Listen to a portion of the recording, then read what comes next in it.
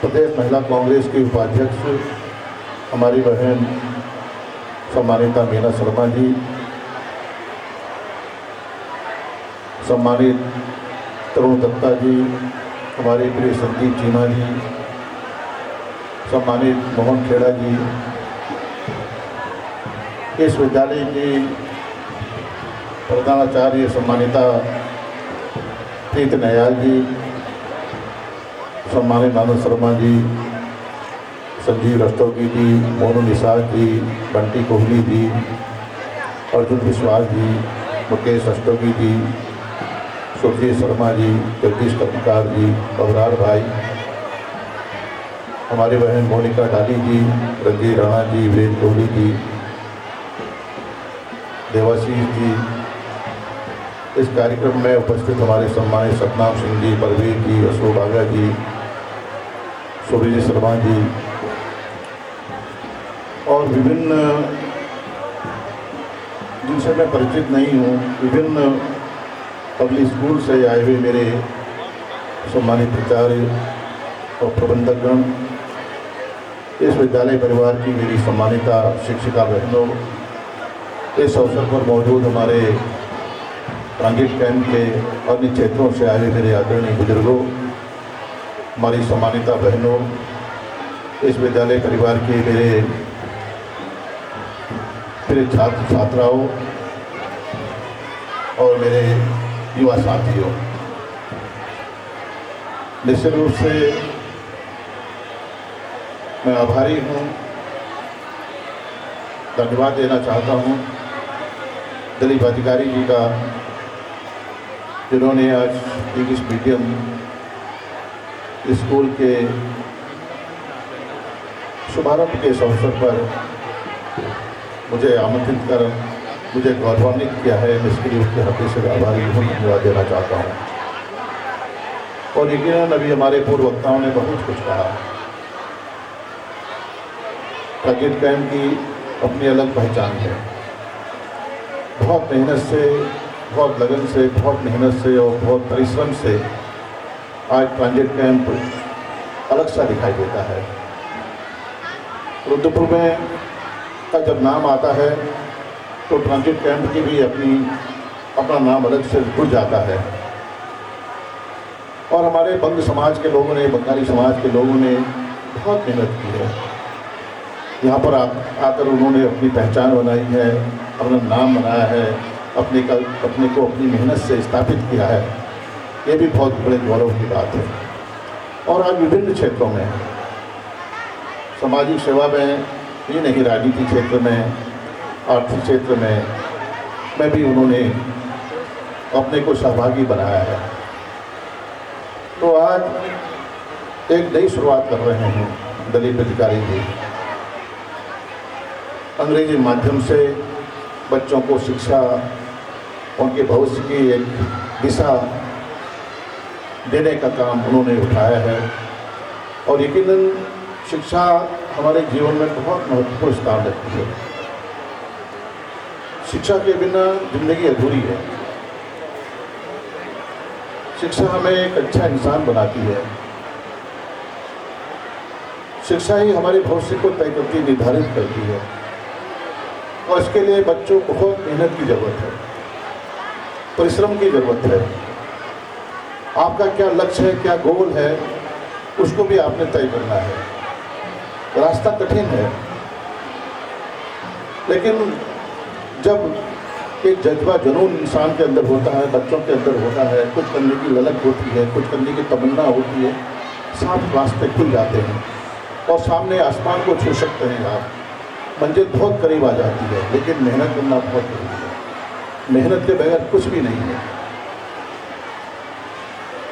आप किसी भी क्षेत्र में हों, और राजनीतिक क्षेत्र में हम लोग हैं, वर्षों से राजनीति में हैं।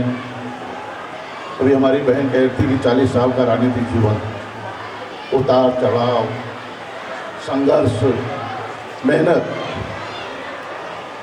कामयाबी आसानी से नहीं होती है। कामयाबी आसानी से नहीं होती है, बहुत मेहनत करने की जरूरत होती है।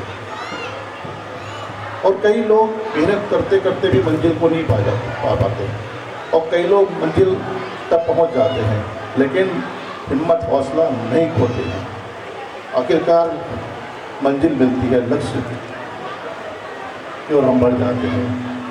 तो आज ज़रूरत है कि लक्ष्य को पाने के लिए परिश्रम बहुत जरूरी है। अगर आप मेहनत कर रहे हैं तो आप अपना भविष्य बना रहे हैं, अपना भविष्य बना रहे हैं, अपने परिवार का भविष्य बना रहे हैं, अपने आने वाली पीढ़ी का भविष्य बना रहे हैं। अगर एक शिक्षित युवा कदम बढ़ाता है और सफल होता है तो उसका जीवन तो सफल हो ही जाता है, लेकिन आने वाली पीढ़ी सुधर जाती है। बस मेहनत की जरूरत है आज। और जो आज हिंदी हमारी मातृभाषा है, मातृभाषा हमारी हिंदी है, लेकिन अन्य विषयों का भी ज्ञान बहुत जरूरी है। अंग्रेजी भाषा का ज्ञान न होने की वजह से कहीं कहीं हमारे सामने दिक्कतें पैदा होती हैं। हम अपनी बात को दूसरे माध्यम से नहीं कह पाते हैं। तो हमें जरूरत है आज, हिंदी तो हमारी भाषा है ही, अन्य भाषाओं का भी ज्ञान होना अत्यंत आवश्यक है, ऐसा मेरा मानना है। और मैं बच्चों से कहना चाहता हूँ कि आप देखिए, पुस्तकें पढ़िए, साहित्य पढ़िए, किताबें पढ़िए, ये मोबाइल टीवी छोड़ दीजिए। अब हम साहित्य नहीं पढ़ रहे हैं, अब हम किताबें नहीं पढ़ते हैं, हम अपना इतिहास को भूल गए हैं। हम इतिहास की हमें जानकारी नहीं होती है। हमारे महान नेताओं का क्या योगदान है देश के निर्माण में, देश की आज़ादी में, हम नहीं जानते हैं। वो लोग कौन थे जिन्होंने अपने प्राणों की आहुति दी, देश को आज़ाद किया? वो लोग कौन थे जिन्होंने देश को बनाया? ये इतिहास के पन्नों में है, लेकिन हमारे पास समय नहीं है, हमारे पास वक्त नहीं है। तो मैं आपसे ये अनुरोध करना चाहता हूँ कि करिकुलर एक्टिविटीज़ में भी आपको भाग लेना अत्यंत आवश्यक है। शिक्षा के साथ साथ हमारे पाठ्यक्रम बदल रहे हैं, हमारा सिलेबस बदल रहा है, लेकिन हमें अन्य विषयों की भी जानकारी होना अत्यंत आवश्यक है। स्पोर्ट्स है, कला है, जहाँ जिस क्षेत्र, साइंस है, आर्ट्स है, जहाँ जिस क्षेत्र में जाना चाहते हैं आप चुनिए। हम हाई स्कूल कर लेते हैं, इंटर कर लेते हैं, लेकिन हमें मालूम नहीं है हमें क्या करना है, क्या बनना है। लेकिन आज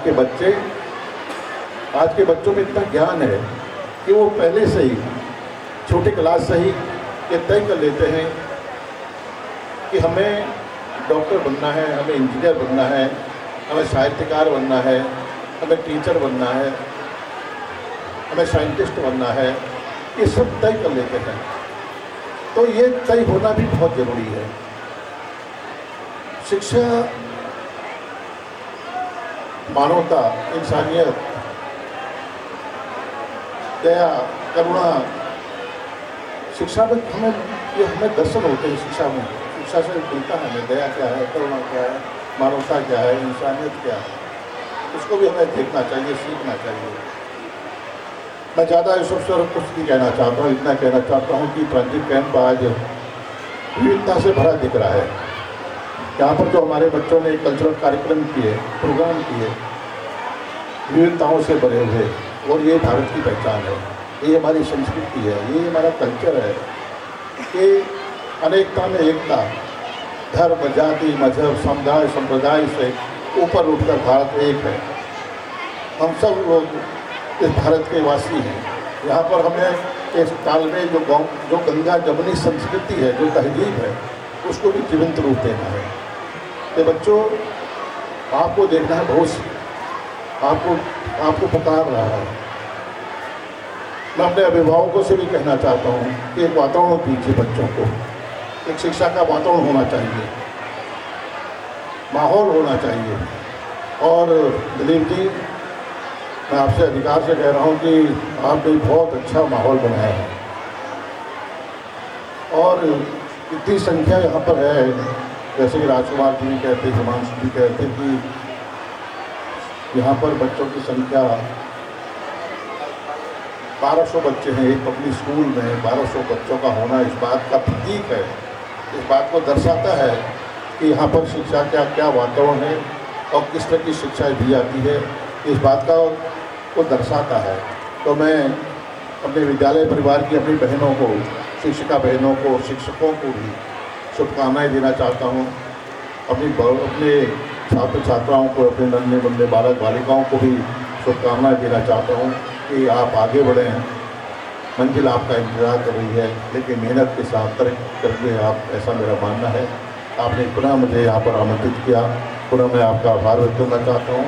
और यकीनन आप लोगों के बीच में आकर मुझे ऐसा लगा कि मैं आप लोगों के बीच में आया हूँ। आप सबका बहुत बहुत धन्यवाद।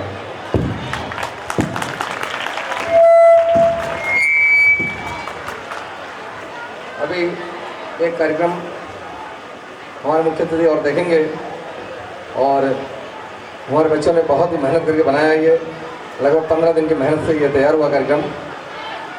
चाहूँगा कि वो बच्चे स्टेज में आ जाए। उसके बाद हमारे आज के मुख्य अतिथि का स्वागत कार्यक्रम है।